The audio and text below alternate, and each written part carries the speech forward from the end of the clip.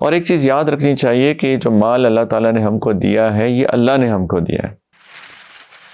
اگر کوئی بخیل ہے نا اس کا مطلب اس کا ایمان کا لیول ادھر ہے.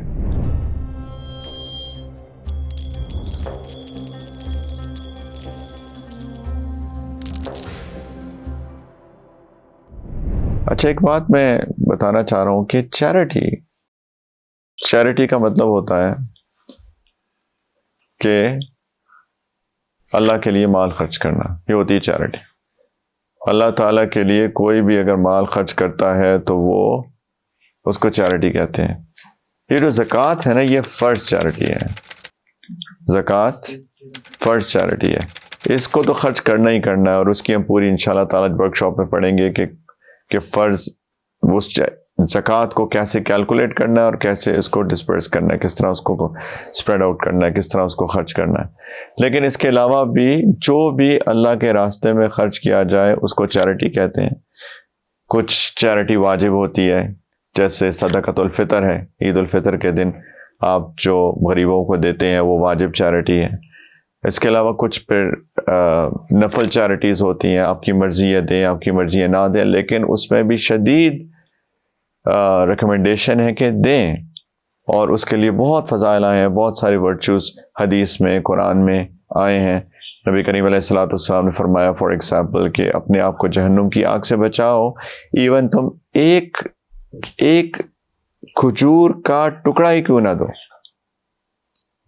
پوری کھجور بھی نہیں, کھجور کا ٹکڑا اگر تم اس کو بھی دو گے تو اس کو اگر اللہ قبول کر لے اس کو کہ چیریٹی انسان کو جہنم کے عذاب سے بچاتی ہے.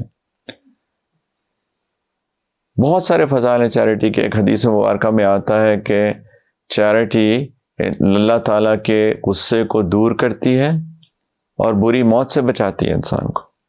بری موت سے بچنے کا مطلب یہ ہے کہ اللہ تعالیٰ انشاءاللہ ایمان کی موت ہوگی, اللہ راضی ہوں گے. بے تحاشا فضائل خرچ کرنے کے. اور ایک چیز یاد رکھنی چاہیے کہ جو مال اللہ تعالیٰ نے ہم کو دیا ہے یہ اللہ نے ہم کو دیا ہے. ہم کبھی سمجھتے ہیں کہ ہم نے اپنی محنت سے کمایا, یہ تو میں نے اپنے علم سے حاصل کیا ہے, میری محنت تھی اس کے اندر. لیکن آپ دیکھیے قرآن میں بار بار اللہ تعالیٰ نے فرمایا کہ یہ مال میں نے تم کو دیا ہے, میں نے تمہیں اس کا خلیفہ بنایا, میں نے تمہیں ریپریزنٹیٹو بنایا کہ تم اس مال کو لے کے خود بھی خرچ کرو, اپنے بیوی بچوں پہ بھی خرچ کرو, اپنے گھر والوں پہ بھی خرچ کرو, اور غریبوں پہ بھی خرچ کرو, اللہ تعالیٰ کے راستوں میں بھی خرچ کرو.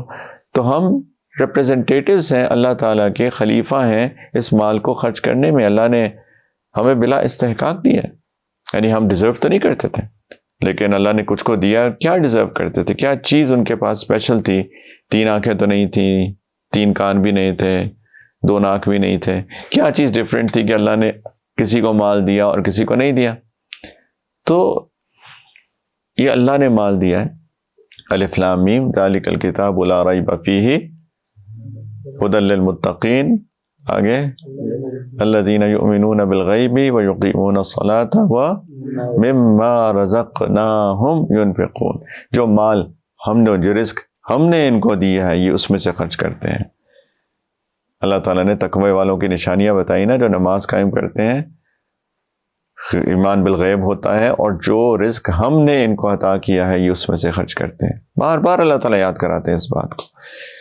تو یہ اللہ کا مال ہے, اللہ تعالیٰ کی امانت ہے, ہم خلیفہ ہیں اللہ تعالیٰ کے اس زمین کے اوپر. تو نفل چیریٹی ہوتی ہے. ایون سو مچ سو کہ ایک مرد اپنے بیوی بچوں پہ جو خرچ کرتا ہے جس کو نفقہ کہتے ہیں وہ بھی چیریٹی ہے. نبی کریم علیہ الصلوۃ والسلام نے فرمایا اس بارے کہ جو شوہر اپنی بیوی کے منہ میں نوالا ڈالتا ہے اس کو بھی اس کو صدقے کا ثواب ملتا ہے. کیوں؟ اللہ کے لیے کھلا رہا ہے. تو جو بھی اللہ کے لیے خرچ کرے وہ صدقہ ہے. وہ کسی کو آپ گفٹ دیں فار ایگزامپل, اللہ کے لیے دیں, اخلاص کے ساتھ دیں, وہ بھی صدقہ ہے, وہ بھی چیریٹی ہے, اس پہ بھی اجر ملتا ہے. تو چیریٹی میرے بھائیوں اس کو ہمیں عادت بنانی چاہیے. اسٹنجینس جو ہے وہ ایک بہت بڑی اسپرچل بیماری ہے. اور زکوٰۃ, یہ جو لفظ زکوٰۃ ہے, زکوٰۃ کا مطلب ہوتا ہے پیوریفیکیشن. تزکیہ نفس قرآن میں ہے نا، قد افلح من زکاہا، کہ وہ کامیاب ہو گیا جس نے اپنے نفس کا تزکیہ کیا، یعنی اس کو پیوریفائی کیا، یعنی اس کو ساری اسپرچل ڈیزیزز، اسپرچل روحانی بیماریوں سے اس کو پاک کیا۔ تو تزکیہ پیوریفیکیشن کو کہتے ہیں۔ زکوٰۃ اس کا لفظ بتا رہا ہے کہ دو چیزوں کو پاک کرتی ہے، ایک ویلتھ کو پاک کرتی ہے، ایک انسان کو پاک کرتی ہے۔ خذ من اموالہم صدقہ تطہرہم وتزکیہم بہا، اللہ تعالیٰ نے نبی کریم علیہ الصلوۃ والسلام کو فرمایا کہ ان کے مالوں میں سے آپ صدقہ لیجئے، خود من اموالہم صدقہ، تاکہ آپ ان کو اس کے ذریعے سے پاک اور صاف کریں۔ تطہرہم وتزکیہم بہا، کس چیز سے پاک کریں؟ بخل کی روحانی بیماری سے۔ بخل کی بیماری اتنی بری بیماری ہے، ایک ایمان والے کو بخیل نہیں ہو سکتا۔ اگر کوئی بخیل ہے نا، اس کا مطلب اس کا ایمان کا لیول ادھر ہے۔ کیوں؟ کیونکہ یہ پیور ایمانیات ہے۔ یمحق اللہ الربا ویربی الصدقات، پیور ایمانیات ہے، یہ میتھس نہیں ہے، یہ لاجک نہیں ہے۔ اللہ تعالیٰ کیا فرما رہے ہیں کہ اللہ تعالیٰ سود کو مٹا دیتے ہیں، صدقات کو بڑھا دیتے ہیں۔ اب آپ لاجک پہ جائیں تو لاجک بالکل الٹا کہتی ہے، isn't it؟ آپ 10% سود لیں کہیں سے تو لاکھ کتنا بن جائے گا؟ 1,10,000، اور 1 لاکھ میں سے 10,000 چیریٹی کر دیں تو کتنا بن جائے گا؟ 90,000۔ لاجک تو الٹا کہہ رہی ہے۔ لاجک کہہ رہی ہے کہ سود بڑھاتا ہے، صدقہ کم کرتا ہے۔ اللہ تعالیٰ بالکل اپوزٹ کہہ رہے ہیں۔ تو یہ بالکل ایمان ہے، ایمانیات ہے۔ تو اگر کوئی بندہ چیریٹی نہیں کرتا، بخیل ہے کہ وہ ڈرتا رہتا ہے کہ میرا مال کم ہو جائے گا خرچ کرنے سے، تو اس کا مطلب یہ ہوا کہ اس کے ایمان کے لیولز بہت نیچے ہیں۔ تو ایک ایمان والا، پیور ایمان والا کبھی بھی بخیل نہیں ہو سکتا۔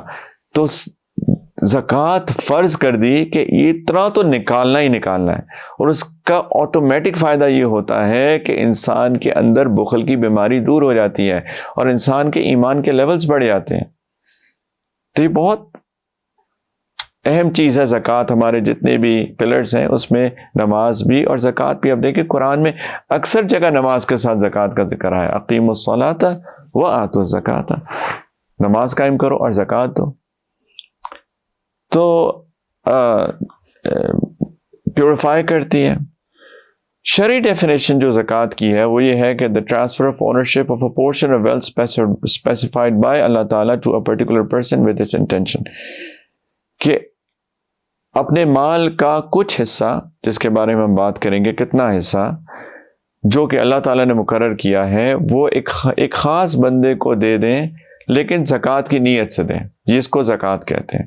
اور اونرشپ ٹرانسفر ہونا ضروری ہے، یہ چیز یاد رکھنا ہے ہم نے۔